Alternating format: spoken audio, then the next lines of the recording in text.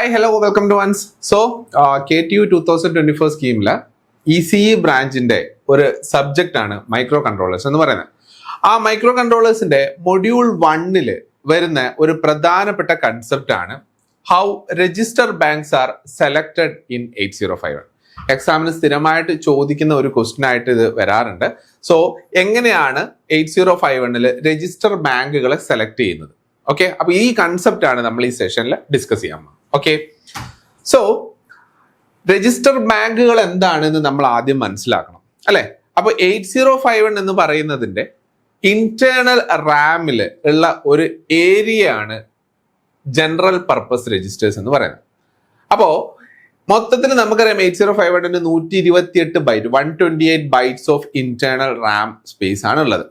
ആ 128 byte internal റാമിന്റെ അകത്ത് അങ്ങനെ പറഞ്ഞു കഴിഞ്ഞാൽ അതിന്റെ അർത്ഥം എന്താ, there exist 128 locations of 1 byte each അല്ലെ. 128 ലൊക്കേഷൻസ്, ഒരു ബൈറ്റ് സ്റ്റോർ ചെയ്യാൻ കപ്പാസിറ്റി ഉള്ള 128 ലൊക്കേഷൻസ് ആണ് ഉള്ളത്. അതിന്റെ മൊത്തത്തില് 3 സെക്ഷൻസ് ആക്കിയിട്ട് തിരിച്ചിട്ടുണ്ട്. ഇന്റേണൽ റാമിനെ നമ്മൾ 3 സെക്ഷൻസ് ആക്കി തിരിച്ചിട്ടുണ്ട്. They are register bank area, bit addressable area, general purpose area. ഈ രജിസ്റ്റർ ബാങ്ക് ഏരിയയിലാണ് നമ്മുടെ ജനറൽ പർപ്പസ് രജിസ്റ്റേഴ്സ് വരുന്നത്.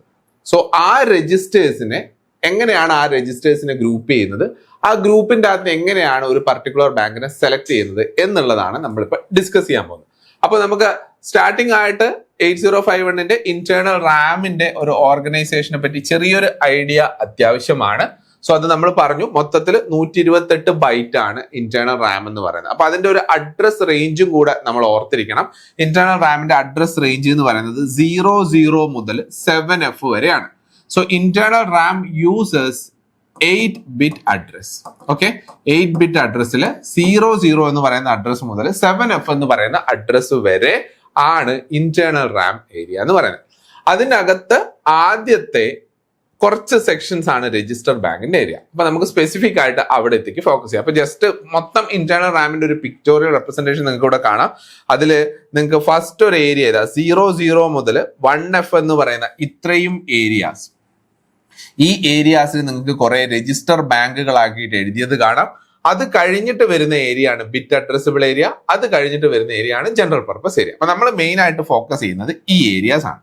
Okay, so register bank, the first 32 byte locations of internal RAM is used as general purpose registers.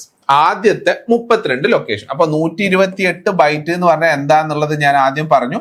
128 byte memory എന്ന് പറഞ്ഞു കഴിഞ്ഞാൽ അതിന്റെ അർത്ഥം എന്താന്ന് വെച്ചാൽ 128 locations of 1 byte each.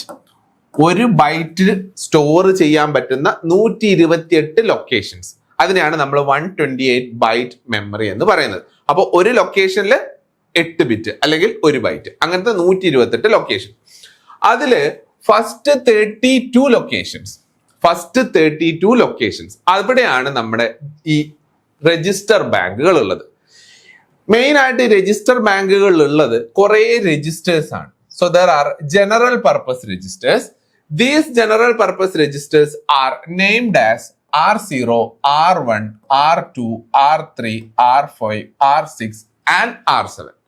General purpose രജിസ്റ്റേഴ്സിന് R0 മുതൽ R7 വരെ ഉള്ള പേരുകളാണ് കൊടുത്തിരിക്കുന്നത്. സോ മൊത്തത്തിൽ എത്ര ലൊക്കേഷൻസ് ഉണ്ട്? There are 38 ലൊക്കേഷൻസ് അല്ലെ. 38 ലൊക്കേഷൻ ഓഫ് 1 ബൈറ്റ് ഈച്ച്. ഓരോ ലൊക്കേഷനിലും 1 ബൈറ്റ് സ്റ്റോർ ചെയ്യാൻ വേണ്ടി പറ്റും. നമ്മളപ്പോ രജിസ്റ്റർ പേര് കൊടുത്തിരിക്കുന്ന R0 മുതൽ R7 വരെയാന്ന് പറഞ്ഞു. അപ്പൊ R0 മുതൽ R7 വരെ എത്ര രജിസ്റ്റേഴ്സ് ഉണ്ട്? There are 8 registers. ഓരോ രജിസ്റ്ററിന്റെയും ഓരോ രജിസ്റ്ററിന്റെയും കപ്പാസിറ്റി 8 ബിറ്റ് ആണ്. അതായത് 1 ബൈറ്റ് ഓരോ രജിസ്റ്ററിലും കൊള്ളും. സോ 8 രജിസ്റ്റേഴ്സ് ഉണ്ട്, ബട്ട് വി ഹാവ് 32 ലൊക്കേഷൻസ് അല്ലെ. അപ്പൊ ഈ 8 രജിസ്റ്റേഴ്സിനെ നമുക്ക് 4 പ്രാവശ്യം R0 to R7 വരെ ഒരു പ്രാവശ്യം യൂസ് ചെയ്യാം. പിന്നെ അടുത്ത ലൊക്കേഷൻസ് വീണ്ടും R0 to R7 കൊടുക്കാം. പിന്നെ വീണ്ടും അടുത്ത ലൊക്കേഷൻസിൽ R0 to R7 കൊടുക്കാം. അങ്ങനെ നമുക്ക് 4 പ്രാവശ്യം ഈ രജിസ്റ്റേഴ്സിനെ 32 ലൊക്കേഷൻസിൽ കൊള്ളിക്കാൻ പറ്റും. നോക്കിക്കോ നിങ്ങൾ, അതായത് ഫസ്റ്റ് 32 ലൊക്കേഷൻസ്, അതിൻ്റെ അകത്ത് ആദ്യത്തെ 8 ലൊക്കേഷൻസിൽ R0, R1, R2, R3, R4, R5, R6, R7. Again അടുത്ത 8 ലൊക്കേഷൻസിൽ R0, R1, R2 up to R7. അടുത്ത 8 ലൊക്കേഷൻസിൽ R0 to R7. അടുത്ത 8 ലൊക്കേഷൻസിൽ R0 to R7.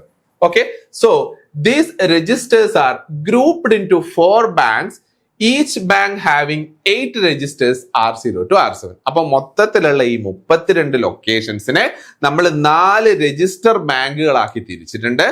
ഓരോ രജിസ്റ്റർ ബാങ്കിലും 8 രജിസ്റ്റേഴ്സ് വീതമുണ്ട്, R0 to R7. അപ്പൊ register bank 0, register bank 1, register bank 2, register bank 3. അപ്പൊ ഇവിടെ വരച്ചിരിക്കുന്നത് കാണുമ്പോൾ നിങ്ങൾക്ക് തോന്നും ബാങ്ക് 0 കുറച്ച് വലുതാണ്. അല്ല, എല്ലാം ഈക്വൽ സൈസ് ആണ്. ബാങ്ക് 0-ല് R0 മുതൽ R7 വരെ എഴുതിയിരിക്കുന്നത് കൊണ്ട് അത് കുറച്ച് വലുതായിട്ട് തോന്നുന്നതാണ്. ആക്ച്വലി എല്ലാ രജിസ്റ്റേഴ്സും രജിസ്റ്റർ ബാങ്ക്സും എത്രയാണ്? 8 രജിസ്റ്റേഴ്സ് വീതമുള്ള 4 രജിസ്റ്റർ ബാങ്കുകളാണ് എല്ലാം. Okay, so first bank 0, next bank 1, അടുത്തത് ബാങ്ക് 2, അടുത്തത് ബാങ്ക് 3. ഓരോ ബാങ്കിലും എന്തുണ്ട്? R0 മുതൽ R7 വരെയുള്ള രജിസ്റ്റേഴ്സ് ഉണ്ട്. അപ്പോ ഇവിടെ എന്താണ് പ്രശ്നം? നമ്മൾ ഏതെങ്കിലും ഒരു ഓപ്പറേഷന്റെ അകത്ത് നമ്മൾ R0 അല്ലെങ്കിൽ R1 എന്ന് പറയുന്ന രജിസ്റ്റർ യൂസ് ചെയ്യാണെന്ന് വിചാരിക്കാം. സപ്പോസ് നമ്മൾ ഒരു ഇൻസ്ട്രക്ഷൻ എഴുതി മൂവ് A, R0. എന്താണ് ഇൻസ്ട്രക്ഷന്റെ അർത്ഥം? A എന്ന് പറയുന്ന രജിസ്റ്ററിലേക്ക് R1 എന്ന് പറയുന്ന രജിസ്റ്ററിലെ വാല്യൂനെ മൂവ് ചെയ്യണം. സോ R1 എന്ന് പറയുന്ന രജിസ്റ്റർ ഇവിടെയുണ്ട്, ഇവിടെയുണ്ട്, ഇവിടെയുണ്ട്, ഇവിടെയുണ്ട്. So which register is selected according to the instruction? അപ്പോ ഈ ഒരേ പേരുള്ള രജിസ്റ്റേഴ്സ് നമ്മൾ 4 സ്ഥലത്ത് റീയൂസ് ചെയ്ത് വെച്ചിട്ടുണ്ട്. സോ ഇതിന്റെ അകത്ത് ഒരൊറ്റ രജിസ്റ്ററിനെയാണ് നമ്മുടെ ഇൻസ്ട്രക്ഷൻ ഉദ്ദേശിക്കുന്നത്. അപ്പോ ആ രജിസ്റ്റർ ഏതാണ് എന്ന് തീരുമാനിക്കുന്നത് ഈ രജിസ്റ്റർ ബാങ്കുകളിൽ ഏത് ബാങ്ക് ആണ് ആക്റ്റീവ് ആയിട്ടിരിക്കുന്നത് എന്നതാണ്. 4 രജിസ്റ്റർ ബാങ്കിൽ അറ്റ് എ ടൈം ഒരു രജിസ്റ്റർ ബാങ്ക് മാത്രമേ ആക്റ്റീവ് ആയിട്ട് ഉണ്ടാവുള്ളൂ. ആ രജിസ്റ്റർ ബാങ്കിലുള്ള രജിസ്റ്റർ ആയിരിക്കും R1. സപ്പോസ് ഇപ്പൊ ബാങ്ക് 0 ആണ് ആക്റ്റീവ് എന്ന് വിചാരിക്കാം. അപ്പൊ മൂവ് A, R1 എന്ന് പറഞ്ഞു കഴിഞ്ഞാൽ അതിന്റെ അർത്ഥം ബാങ്ക് 0-ലുള്ള R1 എന്ന് പറയുന്ന രജിസ്റ്ററിലുള്ള വാല്യൂ എയിലേക്ക് മൂവ് ചെയ്യും. സപ്പോസ് ബാങ്ക് 2 ആണ് ഇപ്പൊ ആക്റ്റീവ് എന്ന് വിചാരിക്കാം. അങ്ങനെയാണെങ്കിൽ മൂവ് A, R0 എന്ന് പറഞ്ഞു കഴിഞ്ഞാൽ അതിന്റെ അർത്ഥം ബാങ്ക് 2-ലുള്ള R1 എന്ന് പറയുന്ന രജിസ്റ്ററിലുള്ള വാല്യൂ ആയിരിക്കും എയിലേക്ക് മൂവ് ചെയ്യുന്നതെന്ന് അർത്ഥം. So each bank is selected according to a condition, അല്ലെ? അല്ലാതെ ഏത് ബാങ്കാണ് ആക്റ്റീവ് ആയിരിക്കുന്നതെന്ന് നമുക്ക് മനസ്സിലാവണം. അങ്ങനെയാണെങ്കിൽ മാത്രമേ ഇൻസ്ട്രക്ഷനിൽ കറക്റ്റ് ആയിട്ട് നമുക്ക് ഡാറ്റ ഫ്ലോ ചെയ്യാൻ പറ്റുള്ളൂ. സോ ഈ ഏത് ബാങ്ക് ആണ് ആക്റ്റീവ് ആക്കേണ്ടത് എന്ന് തീരുമാനിക്കുന്നത് 2 ബിറ്റുകളാണ്. ഓക്കെ, ആ ബിറ്റുകളെ നമ്മൾ RS1, RS0 എന്നാണ് പറയാം. So these are four selecting register bank. Register bank select 1, register bank select 0. 2 bits ആണ്, അല്ലാണ്ട് ഇത് 1-നെ സെലക്ട് ചെയ്യാൻ ഇത് 0-നെ സെലക്ട് ചെയ്യാനോ അല്ല. These are 2 bits. ഈ 2 ബിറ്റ്സ് ആണ് ഏത് രജിസ്റ്റർ ബാങ്ക് ആണ് ആക്റ്റീവ് ആയിട്ടിരിക്കുന്നത് എന്ന് തീരുമാനിക്കുന്നത്. സോ ഈ RS1, RS0 എന്ന് പറയുന്ന ബിറ്റ്സ് ഉള്ളത് PSW എന്ന് പറയുന്ന സ്പെഷ്യൽ ഫംഗ്ഷൻ രജിസ്റ്ററിലാണ്. ഓക്കെ, എവിടെയാണ്? PSW means programme status word. ഇത് 8051-ന്റെ ഒരു ഫ്ലാഗ് രജിസ്റ്റർ ആണ് എന്നുള്ളത് നമ്മൾ പഠിച്ചിട്ടുണ്ട്. അതിന് 8 bit, this is N 8 bit register, അതായത് 8 ബിറ്റുകൾ അതിൻ്റെ അകത്ത് കൊള്ളും. അതിൻ്റെ അകത്തുള്ള 2 ബിറ്റുകളാണ് ഈ RS1, RS0 എന്ന് പറയുന്നത്. These bits are used to select a particular register bank. Okay, ഇത്രയും സംഭവങ്ങൾ ക്ലിയർ ആണല്ലോ. സോ നമ്മൾ പറഞ്ഞു വരുന്നത് മൊത്തത്തിലുള്ള ഇന്റേണൽ റാം, അതിൻ്റെ അകത്തുള്ള ഫസ്റ്റ് 32 ലൊക്കേഷൻസ്, ഈ 32 ലൊക്കേഷൻസിനെ നമ്മൾ 8 രജിസ്റ്റർ വീതമുള്ള 4 ബാങ്കുകളാക്കി തിരിച്ചിട്ടുണ്ട്. ഓരോ ബാങ്കിലുമുള്ള രജിസ്റ്റേഴ്സിന്റെ നെയിംസ് സെയിം ആണ്, R0 to R7, R0 to R7. അപ്പൊ നമ്മളൊരു ഒരു സമയത്ത് ഒരു പർട്ടിക്കുലർ രജിസ്റ്ററിലുള്ള വാല്യൂ എടുക്കണം എന്ന് പറഞ്ഞു കഴിഞ്ഞാൽ ഏത് ബാങ്ക് ആണോ ആക്റ്റീവ് ആയിട്ടുള്ളത് ആ ബാങ്കിലായിരിക്കണം ആ പർട്ടിക്കുലർ രജിസ്റ്റർ, അല്ലെങ്കിൽ ആ ബാങ്കിൽ ആ പർട്ടിക്കുലർ രജിസ്റ്ററിലുള്ള വാല്യൂ ആയിരിക്കണം നമ്മൾ എടുക്കേണ്ടത്. സോ ബാങ്കിൽ ഏത് ബാങ്ക് ആണ് ആക്റ്റീവ് എന്ന് തീരുമാനിക്കുന്നത് 2 ബിറ്റ്സ് ആണ്. They are RS1 and RS0. They are located inside the program status word. Okay, so എങ്ങനെയാണ് ആ സെലക്ഷൻ നടക്കുന്നത്? അതാണല്ലോ നമ്മുടെ അൾട്ടിമേറ്റ് എയിം, അതാണ് നമ്മുടെ ക്വസ്റ്റ്യൻ. സോ RS1, RS0 എന്ന് പറയുന്നത് പ്രോഗ്രാം സ്റ്റാറ്റസ് വേർഡിൽ ഇതാ ഈ 2 ബിറ്റുകളാണ്. ഇതാണ് കംപ്ലീറ്റ് പ്രോഗ്രാം സ്റ്റാറ്റസ് വേർഡിന്റെ സ്ട്രക്ചർ. അതിന്റെ അകത്തുള്ള 2 ബിറ്റുകൾ RS1, RS0. ഈ RS1, RS0 എന്ന് പറയുന്നത് എങ്ങനെയൊക്കെ ആവാം? 2-ലും 0 വരാം. 1-ൽ 0, ആദ്യത്തതിൽ 0, രണ്ടാമത്തതിൽ 1, ആദ്യത്തതിൽ 1, രണ്ടാമത്തതിൽ 0, 2-ലും 1. ഈ കോമ്പിനേഷൻസ് ഒക്കെ വരാം. അപ്പൊ നമുക്ക് 4 കോമ്പിനേഷൻസ് അവിടെ തന്നെ കിട്ടി. അപ്പോൾ ഓരോ കോമ്പിനേഷൻസിനും നമുക്ക് എന്ത് ചെയ്യാം? ഓരോ ബാങ്കിന് ആക്റ്റീവ് ആയിട്ട് പ്രഖ്യാപിക്കാം.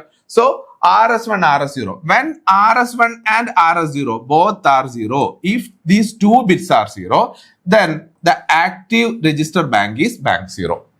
If RS1 and RS0 combination is like RS1 is equal to 0, RS0 equal to 1, then bank 1 is the active. So bank 1 is the active one, bank 1 is selected. അതേപോലെ if RS1 is 1 and RS0 is 0, for 1-0 combination, the bank 2 is selected. Similarly, for 1 and 1, RS1 is 1, RS0 is 1, bank 3 will be selected. So this is how the different register banks are selected. Okay, അപ്പോൾ ആരാണത് തീരുമാനിക്കുന്നത്? They are decided by 2 bits RS1 and RS0. These RS1 and RS0s are located inside the program status field. Okay, അപ്പൊ അതിന്റെ അകത്തുള്ള ഈ 4 കോമ്പിനേഷൻസിൽ ഏത് combinations ആണോ correct ആയിട്ടുള്ളത് അതിനനുസരിച്ചുള്ള ബാങ്ക് ആയിരിക്കും സെലക്ട് ആവാം. ഓക്കെ, സോ ഡീഫോൾട്ട് ആയിട്ട് നമ്മളിപ്പോ പ്രത്യേകിച്ച് ഒരു രജിസ്റ്റർ ബാങ്കുകൾ ഡീഫോൾട്ട് ആയിട്ട് നമ്മൾ ഈ കണ്ടീഷൻസ് ഒന്നും നോക്കാതെ ഒരു ബാങ്ക് എപ്പോഴും ആക്റ്റീവ് ആയിരിക്കും. So the default active bank is bank 0. Okay, default ആയിട്ട് ബാങ്ക് ആക്റ്റീവ് ആയിട്ടിരിക്കുന്ന ബാങ്ക് എന്ന് പറയുന്നത് ഏതാണ്? ബാങ്ക് 0 ആണ്. ബാക്കിയുള്ള ബാങ്കുകളെ നമുക്ക് എങ്ങനെ സെലക്ട് ചെയ്യാം? ഈ ബിറ്റ് കോമ്പിനേഷൻസ് വെച്ചിട്ട് സെലക്ട് ചെയ്യാം. ക്ലിയർ ആണല്ലോ? അപ്പൊ ഇതാണ് നമ്മൾ register bank selections in 8051. So അത്രയാണ് നമുക്ക് ഈ സെഷനിൽ ഡിസ്കസ് ചെയ്യാനുള്ളത്. സോ ഈ ഇതിന്റെ കംപ്ലീറ്റ് കൺസെപ്റ്റും എക്സാമ്പിൾസും പ്രോബ്ലംസും ഒക്കെ അടങ്ങുന്ന ക്ലാസ്സുകൾ ഓൾറെഡി വൺസ് ആപ്പിൽ അവൈലബിൾ ആണ്. അപ്പോൾ എല്ലാവരും ആപ്പ് സബ്സ്ക്രൈബ് ചെയ്തിട്ട് ക്ലാസ്സുകൾ കാണാൻ വേണ്ടി സ്റ്റാർട്ട് ചെയ്യാം. Thank you.